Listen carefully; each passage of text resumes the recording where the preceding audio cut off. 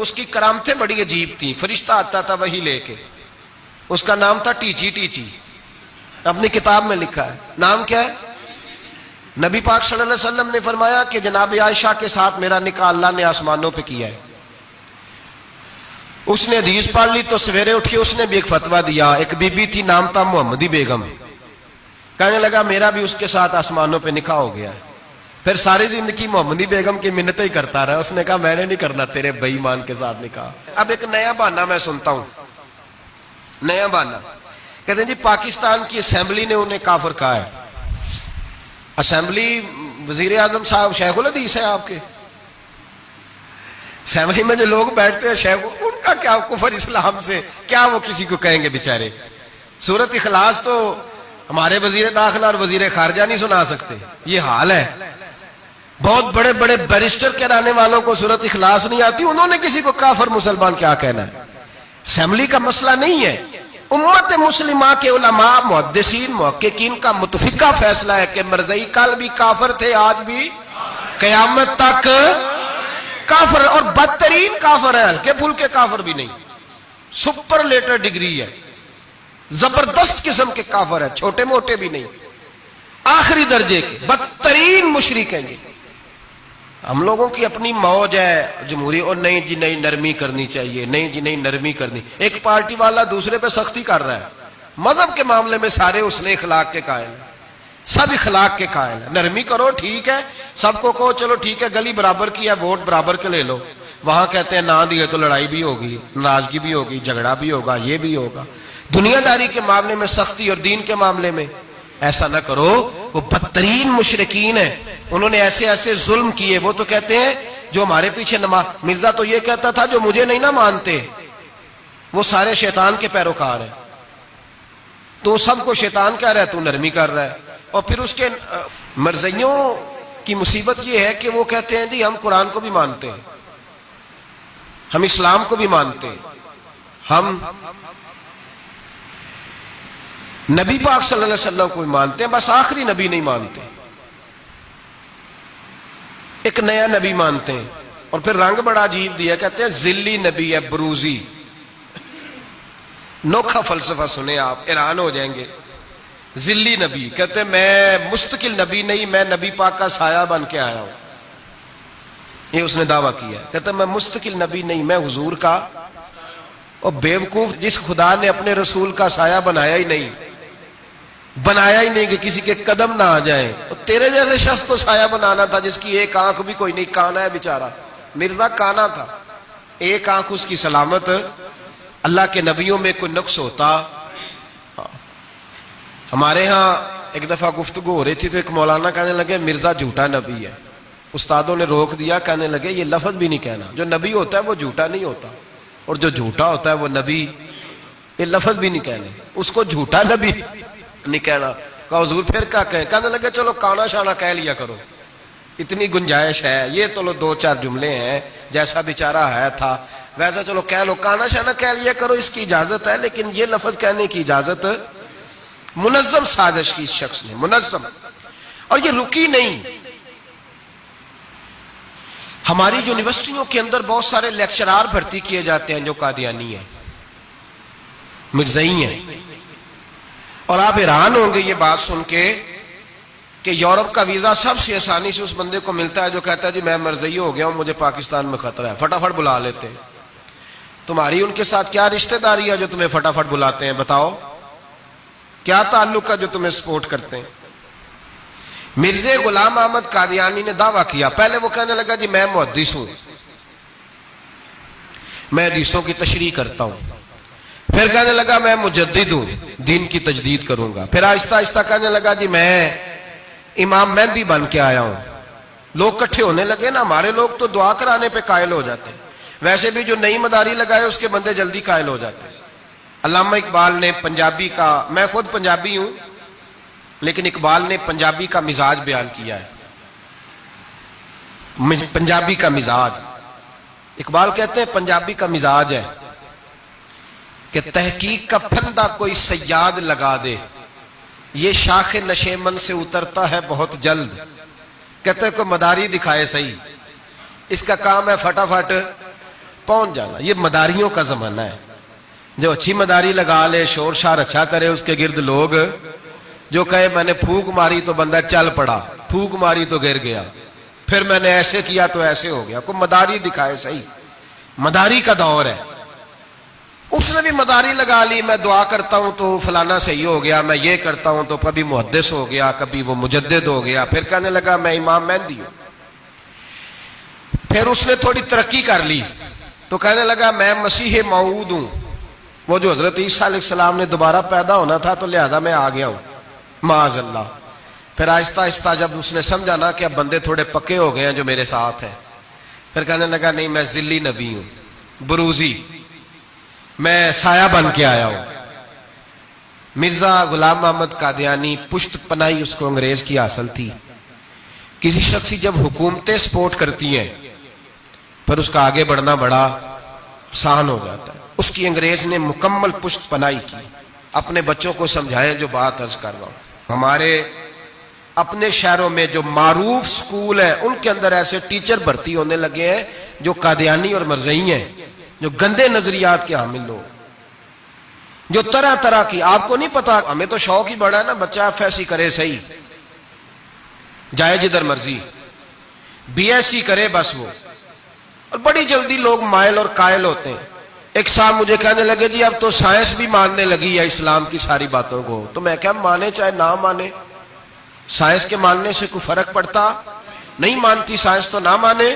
اور بڑی ذمہ داری سے بات کہہ رہا ہوں, بڑی ذمہ داری سے. دین کی کوئی تحریک چلتی ہے تو نہ سیاستدان نکلتا ہے, نہ جاگیردار, نہ سیاستدان, نہ وڈیرا, نہ کوئی اور, الا ماشاءاللہ. دین کی تحریک چلتی ہے تو نہ یہ لاکھ لاکھ روپیہ لینے والے نعت خواں باہر نکلتے ہیں, نہ جو بڑی گدیوں پہ جدی پشتی پیر بیٹھے ہیں وہ باہر آتے ہیں. وہ علماء اور مشائخ جن کا دین سے رشتہ ہے. اگر پیر جماعت علی شاہ صاحب نکلے تو خالی پیر نہیں تھے, عالم دین بھی تھے. اگر پیر میرے علی شاہ صاحب نکلے تو خالی پیر نہیں, بہت بڑے عالم تھے. حجت الاسلام نکلے تو خالی پیر نہیں, عالم تھے. یہ علماء نکلتے ہیں, مار کھاتے ہیں. ایک عالم نے مار نہیں کھائی, دو نے نہیں کھائی, درجنوں نے کھائی, ہزاروں اور سینکڑوں نے کھائی. علماء نے قربانیاں دی, جیلوں میں بند ہوئے.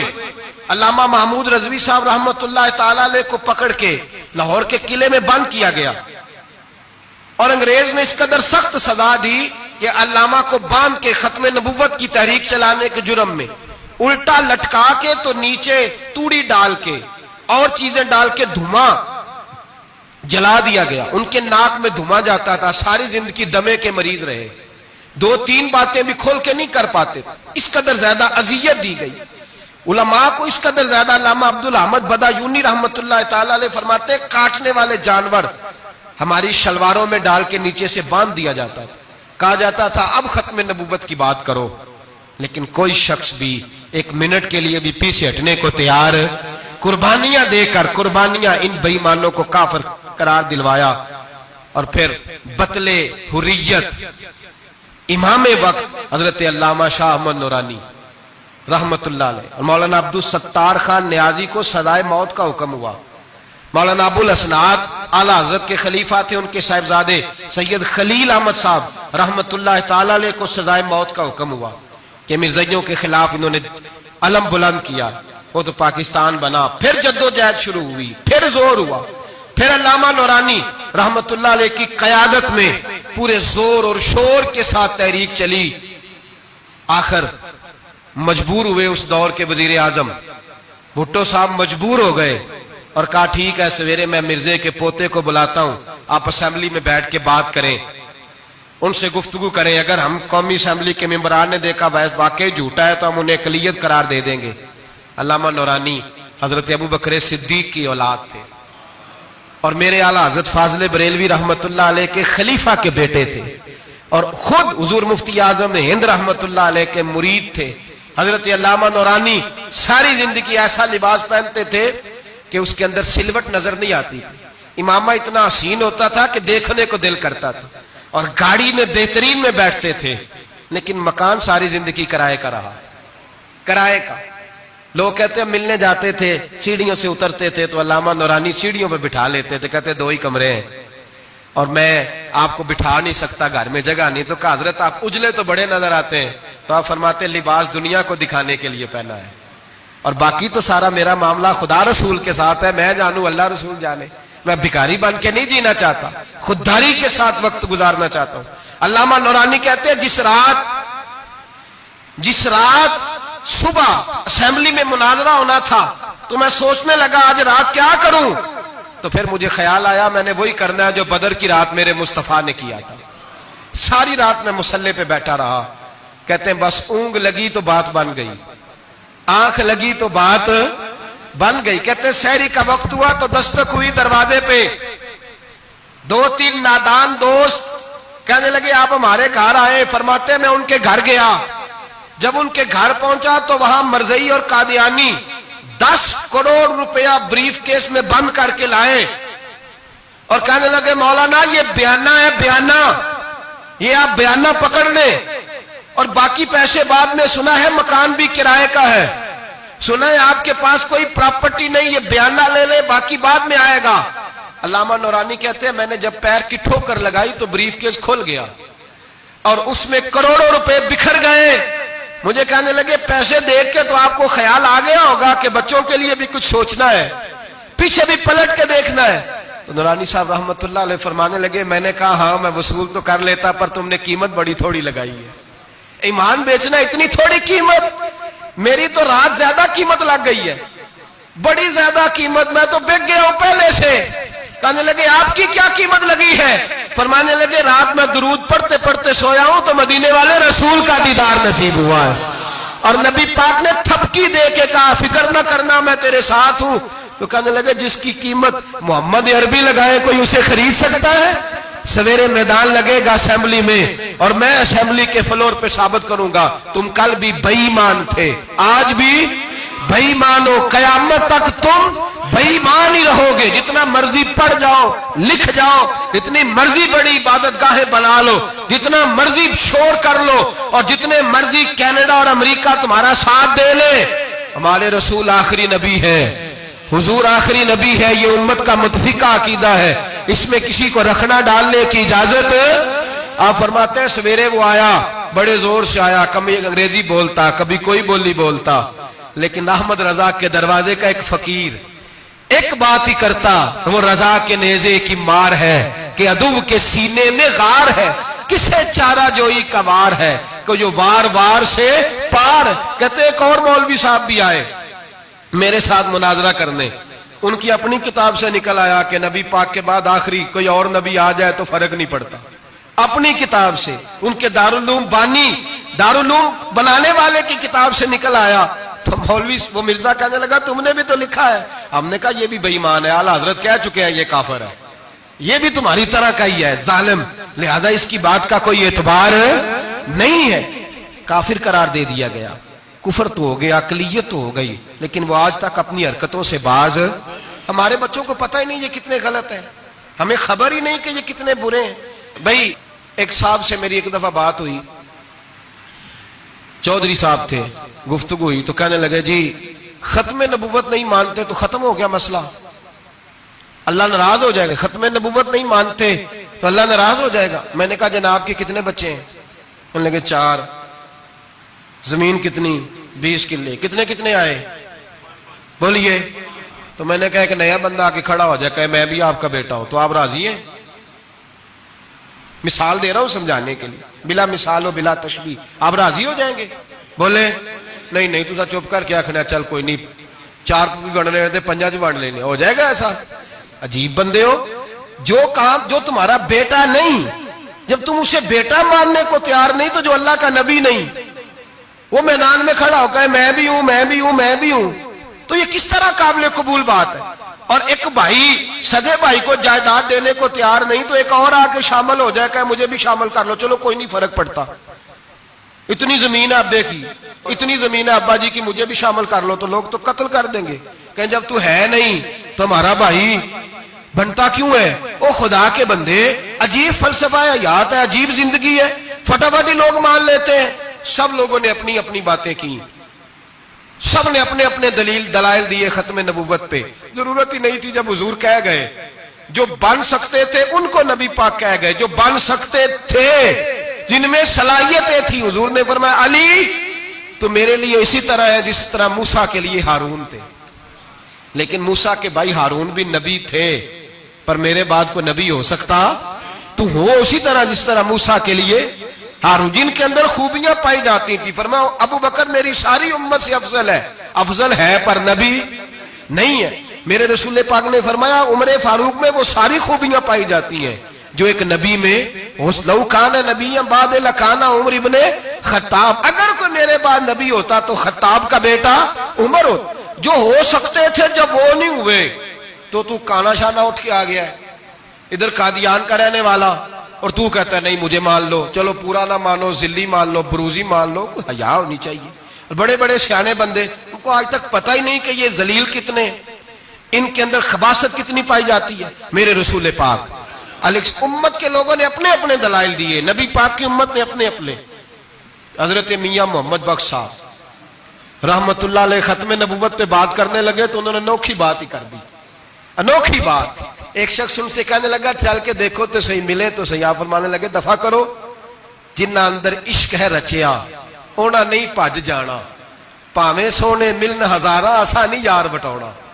ہم نے دائیں بائیں دیکھنا ضرورت ہی نہیں, ہمارے رسول نے کوئی کمی چھوڑی نہیں. باقی آ رہے ہیں یہاں خیرات لینے, حضرت موسیٰ کہہ رہے ہیں اللہ اپنے آخری نبی کی امت میں شامل کر لے, تو ہمیں کیا ضرورت ہے پتہ بھی کرنے کی اور سن لیں. یہ یاد رکھیں بات. امام اعظم ابو حنیفہ رحمۃ اللہ علیہ فرماتے ہیں اگر کسی بندے نے دعویٰ کیا کہ میں نبی ہوں, دعویٰ کیا کہ میں نبی ہوں, اور سامنے والے نے اسے یہی کہہ دیا نا کہ اگر تو نبی ہے تو معجزہ دکھا, تو یہ کہنے والا بھی کافر ہو گیا.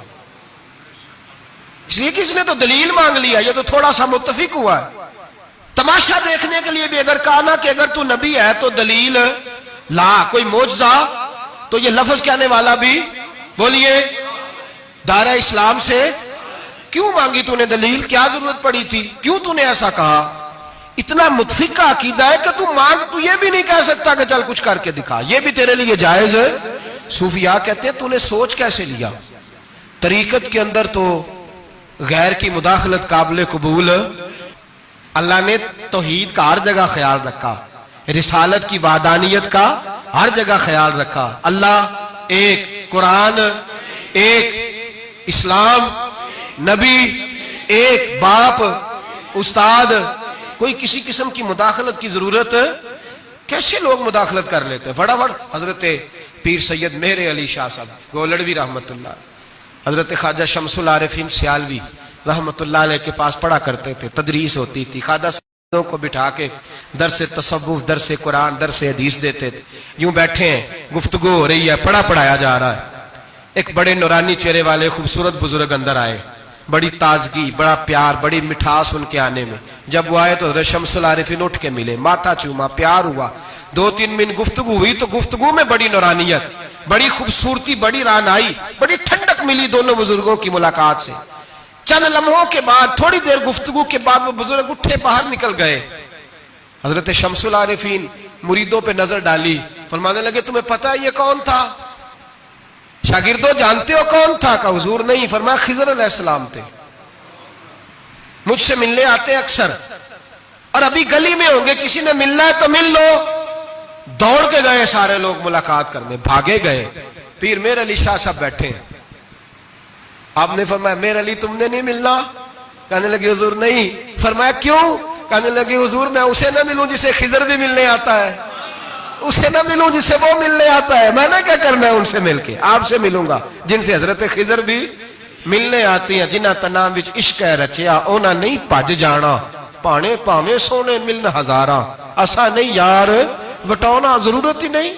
ایسے حسین محبوب کے بعد کسی اور جگہ نظر جمانے کی طبیعت ضرورت نہیں, توجہ نہیں, خیال نہیں. جس نے یہ پوچھ بھی لیا کہ تو بتا, کوئی معجزہ دکھا, وہ بھی دائرہ اسلام سے نبی پاک صلی اللہ علیہ وسلم کے زمانے میں حضور نے خود فرمایا تھا 30 کے قریب لوگ ہوں گے جو دعویٰ کریں گے ہم نبی ہیں. فرمایا دجال ہوں گے, کذاب ہوں گے جو دعویٰ کریں گے. ایک بندے نے تو حضور کی ظاہری حیات میں دعویٰ کر دیا, مسلمہ اس کا نام تھا. 150 سال کے قریب عمر پائی اس نے, اور بہت سارے اس کے ماننے والے اسی لیے ماننے لگے کہ عمر بڑی لمبی ہے. معاذ اللہ تعالیٰ لوگوں کا اپنا اپنا مزاج ہے نا ماننے کا, اپنا اپنا مزاج ہے. ایک اس سے کانا آدمی دعا کرانے آیا, ایک آنکھ سے کانا تھا, اس نے دعا کرائی تو دونوں آنکھوں سے اندھا ہو گیا, دونوں آنکھوں سے. اللہ نے اسے سزا دی تو ایک ماننے والا کہنے لگا فٹافٹ مان جاؤ, ورنہ جو اس کی نہ مانے پورا اندھا ہو جاتا ہے. ماننے والوں کا اپنا انداز ہے نا. ایک لنگڑا آیا, ایک ٹانگ سے لنگڑا کے چلتا تھا, مسلمہ سے دعا کرانے آیا تو دوسری بھی ضائع ہو گئی. یہ اس کا حال تھا. پر ماننے والوں کا کیا کیا جائے؟ ماننے والے جس کو مرضی ماننے لگتے ہیں, نفسیاتی طور پر لوگ کمزور ہو جاتے ہیں. مسلمہ نے نبی پاک صلی اللہ علیہ وسلم کو خط لکھا, کہنے لگا حضور کے زمانہ مبارکہ میں, اور کچھ حدیثیں ایسی بھی ملتی ہیں جس سے یہ ثابت ہوتا ہے کہ اس کی حضور سے ملاقات بھی ہوئی, سامنے کچھ بول نہ سکا, جا کے خط لکھا. کہنے لگا کہ آپ میرے ساتھ معاہدہ کر لیں, جب تک آپ حیات ظاہری میں آپ نبی, اور جب آپ کا وصال ہو جائے تو میں نبی. یا یہ معاہدہ کر لیں کہ آدھے عرب کے آپ نبی اور آدھے کا میں نبی. معاذ اللہ. اس نے یہ خط لکھا. نبی پاک نے جواب لکھا, فرمایا میں تو اللہ کا رسول ہوں, تو کذاب ہے, تو کذاب ہے, جھوٹا ہے.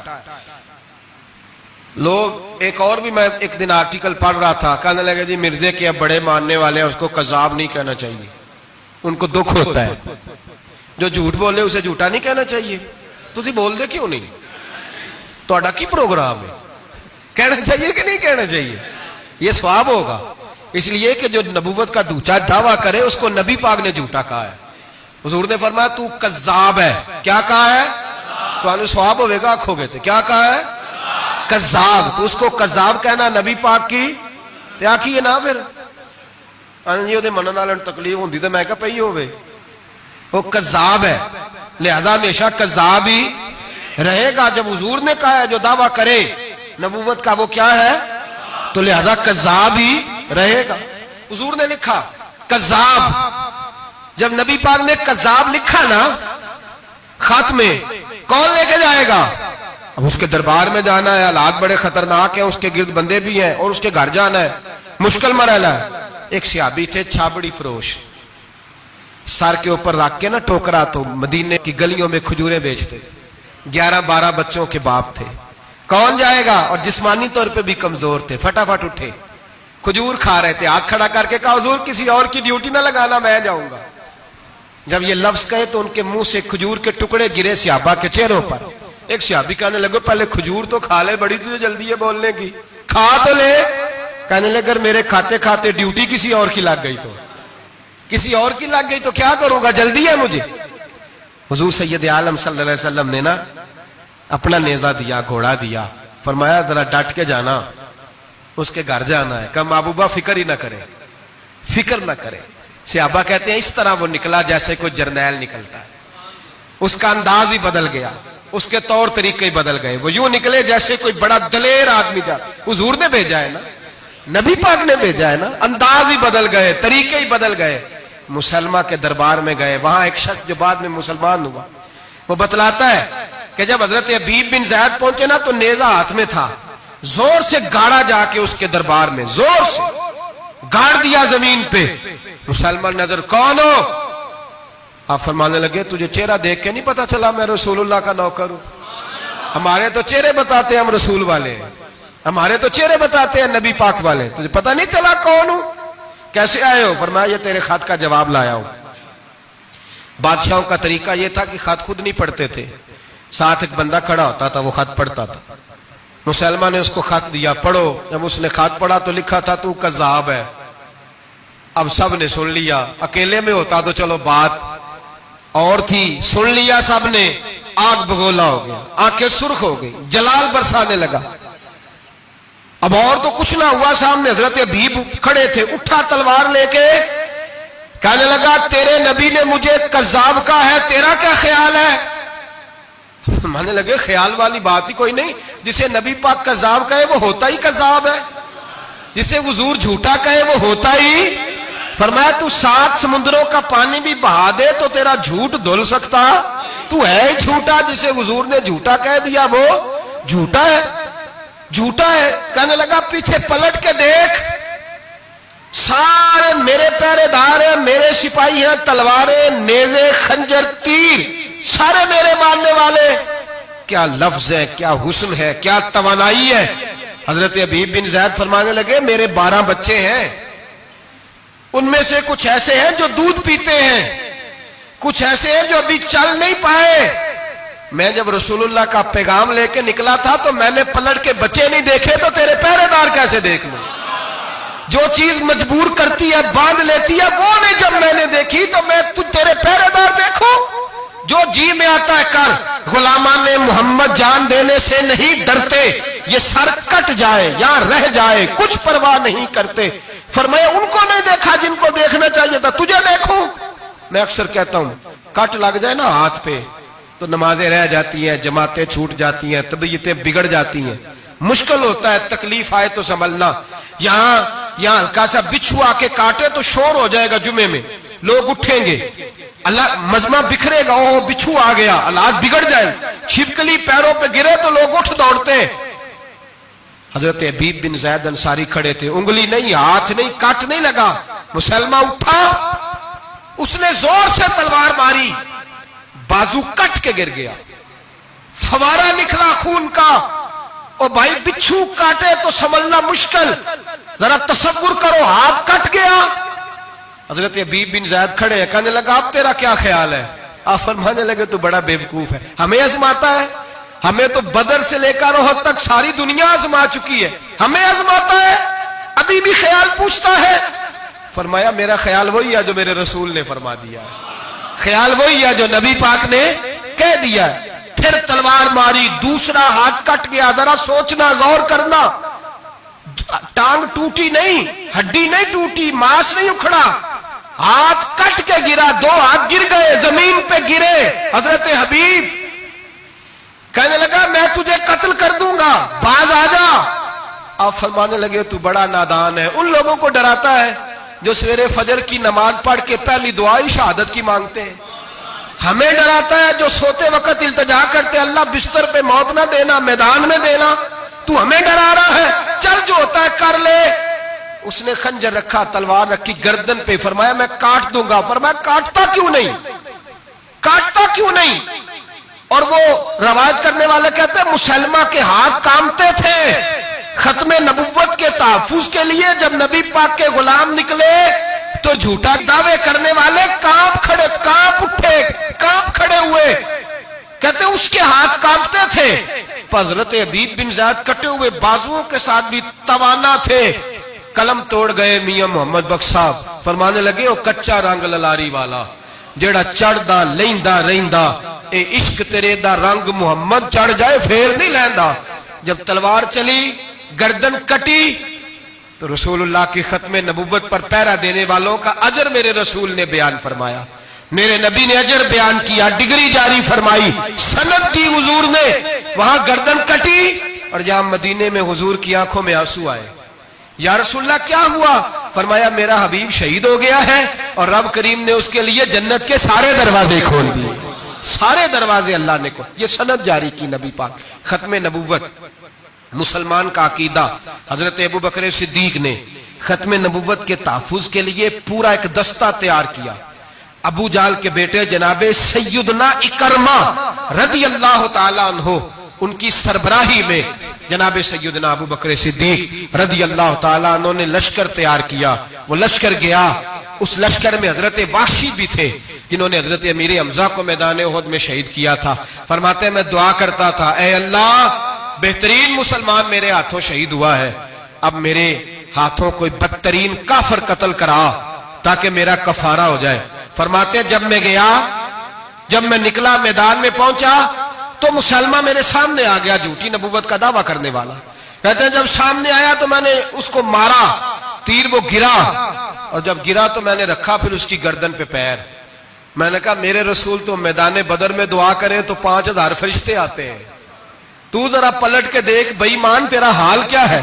فرماتے ہیں میرے قدموں کے نیچے. میں نے کہا تو میرے نبی سے مقابلہ کرنے چلا تھا؟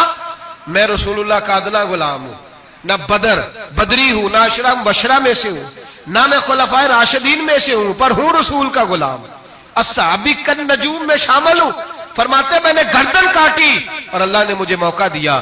حضرت امیر حمزہ اگر میرے ہاتھوں شہید ہوئے تھے تو نبی پاک کا بدترین دشمن بھی میرے ہاتھوں قتل ہوا. ختم نبوت کا تحفظ ہر دور میں ہر جگہ صحابہ کرتے رہے. ہم بچوں کو کچھ نہیں سکھا پا رہے. ہمارے بچے لا بلد ہیں دینی تعلیمات سے. ہم یہ شعور دے کے بھیجتے ہی نہیں کہ بیٹا جو اس طرح کی ذرا بھی بات کرے اس کا ذکر کرنا بتانا. قادیانی، مرزائی، کسی جگہ یہ اپنے آپ کو احمدی کہتے ہیں، کسی جگہ کوئی اور روپ دھارتے ہیں. ایک ان کا گروپ اب لاہوری کہلاتا ہے. وہ کہتا ہے جی ہم اسے سارا کچھ مانتے ہیں پر نبی نہیں مانتے. ہم نے کہا تم بھی تو بے ایمان ہو نا، کافر کو تو مان رہے ہو نا. چاہے مجدد بھی مانو، مفسر بھی مانو، مان تو ایک بے ایمان کو رہے ہو نا. کافر کو کافر ماننا ضروری ہے. اللہ نے کہا کل یا ایھا الکافرون، اللہ نے کافر کو کافر کہا ہے تو کافر کو کافر ماننا یہ ضروریات دین کا حصہ ہے. تو لہذا اپنی اولادوں کو، نسلوں کو، آنے والے طبقات کو، بالخصوص کالجز میں، یونیورسٹیز میں اور ان جگہوں پہ جو لوگ تعلیم حاصل کرنے جاتے ہیں ان بچوں کو خاص کر کے سمجھائیں، ان پر خاص دھیان دیں، توجہ کریں کہ وہ بچے ان چیزوں سے باز آئیں، پرہیز کریں.